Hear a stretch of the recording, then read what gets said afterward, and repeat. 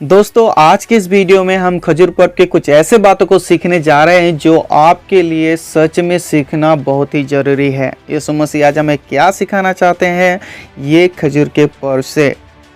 बातें जैसे हम ये खजूर का पर्व क्यों मनाते हैं, यीशु मसीह क्यों ये गधे को चुना यरूशलेम में प्रवेश करने के लिए, होसाना शब्द का अर्थ क्या है, क्यों जो लोग यीशु मसीह के स्वागत में इतने चिल्ला रहे थे, इतने आनंद मना रहे थे, कुछ दिनों बाद यीशु मसीह के विरुद्ध में खड़ा हो गया।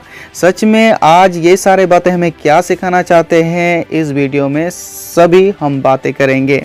मैं ब्रूनो सभी को यीशु मसीह के नाम से हमारे चैनल में स्वागत करता हूं। अगर आप लोग हमारे चैनल में नए हैं तो आप सब्सक्राइब कर सकते हैं, फेसबुक में होने से फॉलो कर लीजिए।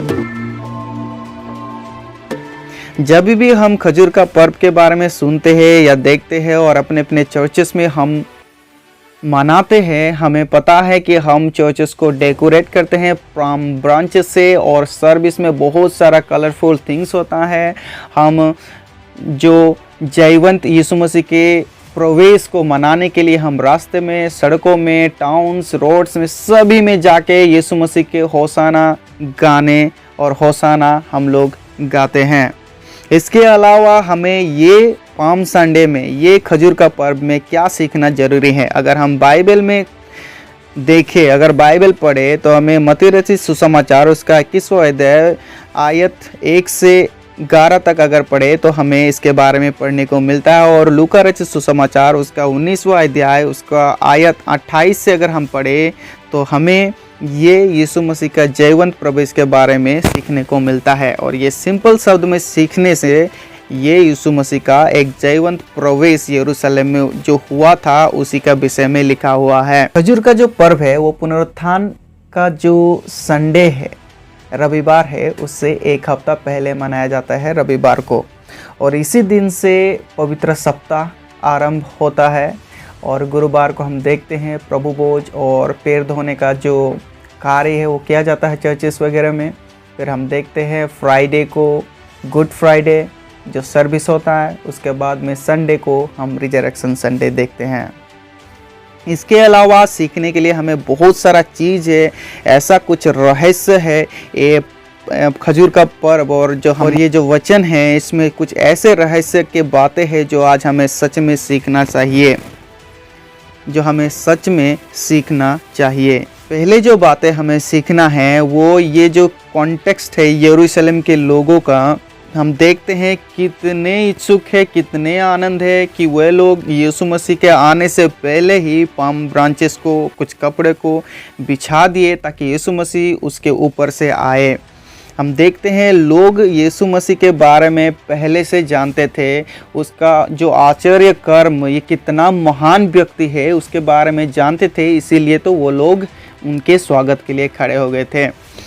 तो ये जो बातें हम देखते हैं पाम ब्रांचेस के बारे में, ये क्या सिंबलाइज करता है, हमें क्या सिखाना चाहते हैं, तो हमें इसके बारे में अगर हम पढ़ेंगे तो पाम ब्रांचेस जो खजूर का पत्ते हैं ये एक जयवंत का सिंबल है, मतलब ये एक विक्ट्री का साइन है, जयवंत का सिंबल है। यीशु मसीह को जयवंत प्रवेश के बारे में दिखाता है कि वो सच में विक्टोरियस है, सच में ये एक जयवंत व्यक्ति है, जो जय करने वाला व्यक्ति है। उनके अलावा ये जो पाम ब्रांचेस है ये परमेश्वर का, यीशु मसीह का भलाई को दिखाता है, वो कितना भला है, कितना नम्र है, कितना अच्छा है, उनके बारे में सिखाता है। और इसके अलावा हम देखते हैं ये पाम ब्रांचेस सिर्फ उसी समय यीशु मसीह का जयवंत नहीं और सिर्फ भलाई नहीं, परंतु यीशु मसीह का जो फाइनल विक्ट्री,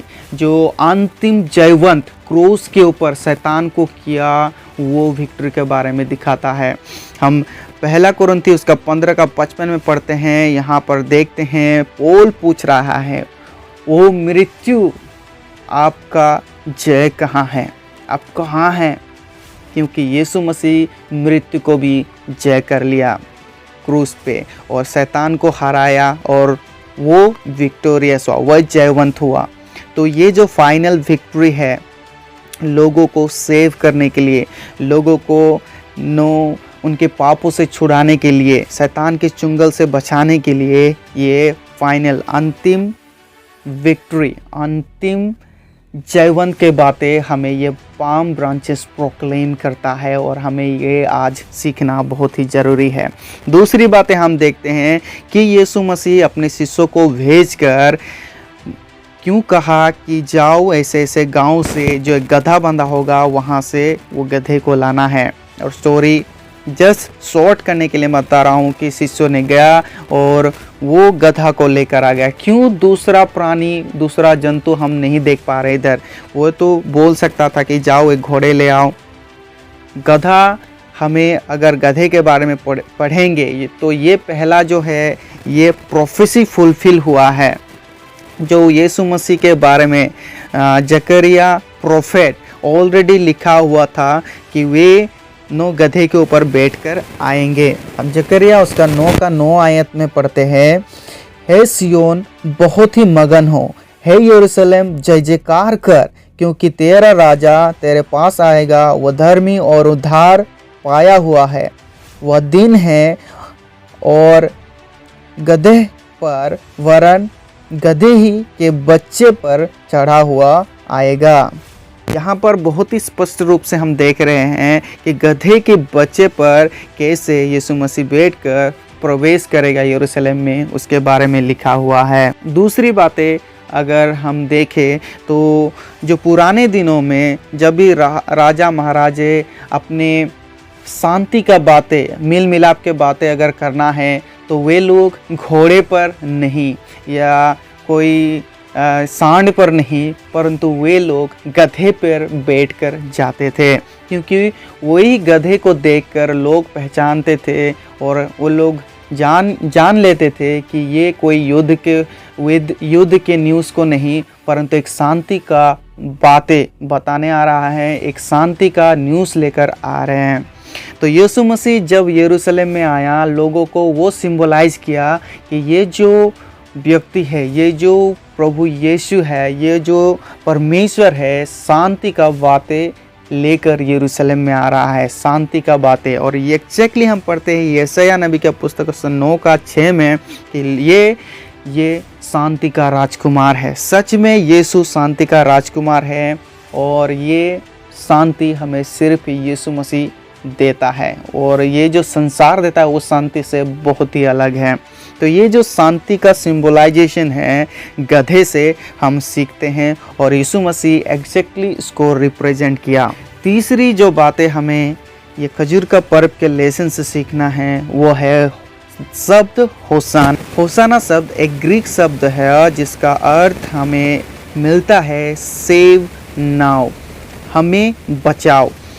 तो होसाना जो शब्द है इसका मतलब ये नहीं कि लोग सोचते थे कि ये हमारे आत्मा को बचाने वाला आदमी है, परमेश्वर है। जब यीशु मसीह यरूशलेम में प्रवेश किया, लोग चिल्ला रहे थे होसाना होसाना, हमें बचाओ हमें बचाओ। तो लोग का जो अंडरस्टैंडिंग था, जो सोच था, वो यही था कि ये हमारे राजा होगा, ये हमें बचाएगा। जो रोमन्स एम्पायर था, जो रूड और बहुत ही हैरस था, वे जो प्रशासन से हमें बचाने के लिए ये यीशु मसीह आया है। तो एक फिजिकल राजा के रूप में लोग देख रहे थे, इसीलिए वे लोग चिल्ला रहे थे, बहुत खुश हो रहे थे। पाम ब्रांचेस वो लोग दे रहे हैं कि ये आदमी हमें ये रोम के साम्राज्य से बचाएगा और अपना साम्राज्य बनाएगा। लोगों का जो एटीट्यूड, अंडरस्टैंडिंग, सोच था बहुत ही अलग था यीशु मसीह से। इसीलिए हम पढ़ते हैं साम्स नंबर 118 का 26 आयत में। यहाँ पर हम पढ़ते हैं, जो प्रभु के नाम में आया है वे धन्य है। तो लोग चिल्ला चिल्ला कर यीशु मसीह के बारे में बोल रहे थे और जो भीड़ आगे आगे जाती और पीछे पीछे चली आती थी, पुकार पुकार कर कहती थी, दाऊद के संतान को होसाना, धन्य है वो जो प्रभु के नाम में से आता है, आकाश में होसाना। तो लोगों का जो सोच था, ये हमारे राजा होगा, हमें ये साम्राज्य से बचाएगा, ये धन्य है, प्रभु के नाम से ही आया है। वे जानते थे एक प्रभु के नाम से आया हुआ व्यक्ति है और ये हमें बचाएगा, परंतु वे लोगों का सोच जो था वो था कि ये जो प्रभु है हमें शैतान के चुंगल से नहीं परंतु रोम का चुंगल से बचाएगा, हमें ये जो कठोर प्रशासन है उससे बचाएगा। आज भी हमें ये बातें सीखना बहुत ही ज़रूरी है। आज बहुत सारे लोग यीशु मसीह को इसीलिए अपनाते हैं, इसीलिए ले लेते हैं कि उन्हें कुछ प्रॉब्लम से और उन्हें कुछ चाहिए यीशु मसीह से, शायद से वो अपना शारीरिक बीमारी से छुटकारा चाहते हैं, पारिवारिक कुछ समस्या से छुटकारा चाहते हैं। तो ये जो सोच है सच में आज हमें किस राह पर ले जा रहा है? क्या हम यीशु मसीह को ये इजराइली लोगों के जैसे देख रहे हैं, यहूदी लोगों के जैसे देख रहे हैं, यरूशलेम लोगों के जैसे देख रहे हैं? हम होसाना तो गा रहे हैं, बचाओ तो बोल रहे हैं, तो ये सिर्फ हमारे जो शारीरिक रूप से बचाने के लिए बोल रहे हैं, और क्या हम अपने आत्मा के बारे में नहीं सोच रहे हैं आज?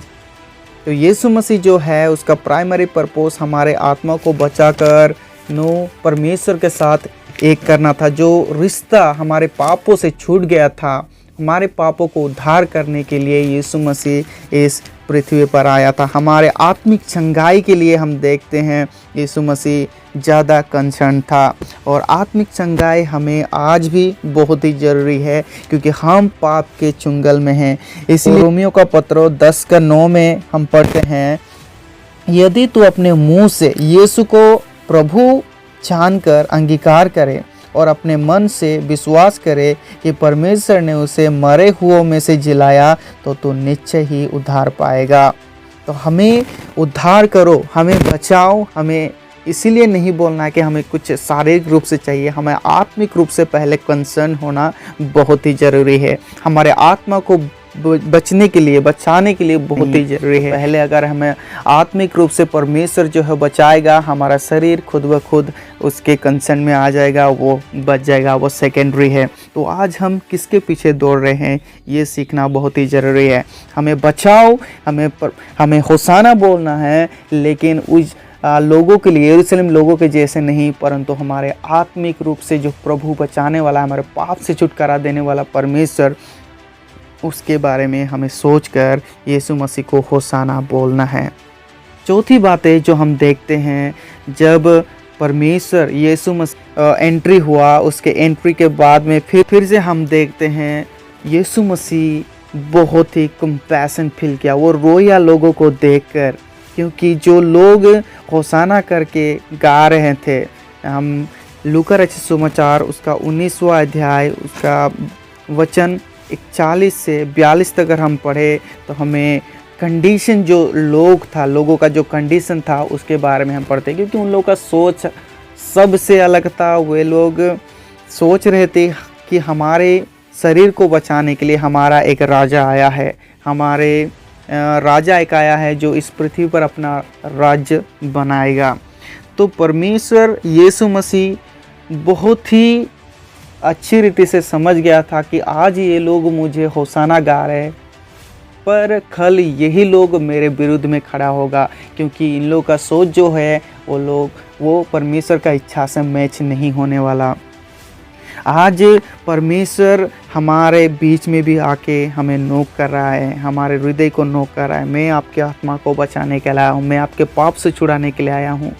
तो आज अगर हम अपने हृदय के द्वार को खोलें तो सच में हमें जो रेवलेशन में लिखा हुआ है अध्याय 3 में, उसी तरह से परमेश्वर हमारे अंदर में आएगा और हमें सच में सिखाएगा आत्मिक उन्नति के बारे में, पापों की क्षमा के बारे में। परंतु हमारा जो सोच है वो इस जो संसार है, संसार की चीज़ों में डूबा हुआ है। ये यहूदी यरूशलेम के लोगों के जैसे हमारा सोच। यीशु मसीह आज बहुत सारे हम जैसे लोगों को देखकर रो रहा है कि लोग क्यों नहीं समझ रहे हैं मैं किस लिए इस पृथ्वी पर आया था और मेरा सोच क्या है। परमेश्वर उसके वचन में क्लियरली हमें बताया है कि हमें परमेश्वर के साथ अपना रिश्ता ठीक करना है, हमारे पापों से छुटकारा पाना है। हम परमेश्वर का वचन में हमें पढ़ने को मिलता है, एक्सोडास में पढ़ते हैं, लेविया पुस्तक में पढ़ते हैं, डिट्रोनोमी में पढ़ते हैं, परमेश्वर कितना कंसर्न करता है हमारी पवित्रता के बारे में। हमें पवित्र होना है, पापों से क्षमा पाना है, तभी हम परमेश्वर का नज़दीक जा सकते हैं। परंतु लोगों का जो सोच था ये सच में बहुत ही अलग था और ये यीशु को बहुत ही दुख दिया। इसीलिए हम पढ़ते हैं वचन में कि उसने रोया लोगों को देखकर। क्या आज हम इस कंडीशन में हैं कि यीशु मसीह हमें देखकर रो रहा है? ये प्रश्न हमें अपने आप से पूछना है। पांचवा और आखिरी बात जो हमें इस खजूर का पर्व में सीखना है वो है यीशु मसीह का जो ग्रेटर प्लान, एक महान योजना जो इस पाम संडे से चालू होता है, खजूर का पर्व से चालू होता है, वो सिखाना चाहता था लोगों को। क्योंकि हम देखते हैं कि यीशु मसीह इसी दिन से उसका महान योजना को देखने के लिए सिखाता है। क्योंकि वे यरूशलेम में आया, उसमें मंदिर को साफ किया, उसने बोला लोगों को, जो लोग वहाँ पर बिजनेस करते हैं उन लोगों को हटाया। फिर वे अपने चेलों को हम पैर धोने के लिए जो सेवकाई है, पैर धोना का सेवकाई, उसको सिखाया। उसके बाद में हम देखते वो पकड़ा गया, फिर उसको क्रूस में दिया गया, फिर जी उठा। ये जो सब कार्य है हम इसी दिन से शुरू हुआ देख पाते हैं। हम जॉन चैप्टर 11 वर्स 25 में पढ़ते हैं, यीशु ने उससे कहा, पुनरुत्थान और जीवन मैं ही हूँ। जो कोई मुझ पर विश्वास करता है वो यदि मर भी जाए तो भी जीवित रहेगा। तो ये जो अनंत जीवन का वचन, अनंत जीवन का जो लेसन यीशु मसीह पाम संडे से ही चालू करता है। तो आज पाम संडे हमारे जीवन में बहुत ही महत्वपूर्ण दिन है और ये पाम संडे से ही हम पवित्र सप्ताह का आरंभ करते हैं। और इस पाम संडे में ऐसा बहुत सारा एक्टिविटीज़ होता है। इन सारे बातों से आज भी हमें बहुत सारा चीज़ सिखाना चाहता है जो हमें ध्यानपूर्वक सीखना है। मैं आशा करता हूँ इस वचन से सभी लोग आशीषित हुए होंगे। परमेश्वर सबको आशीष करें।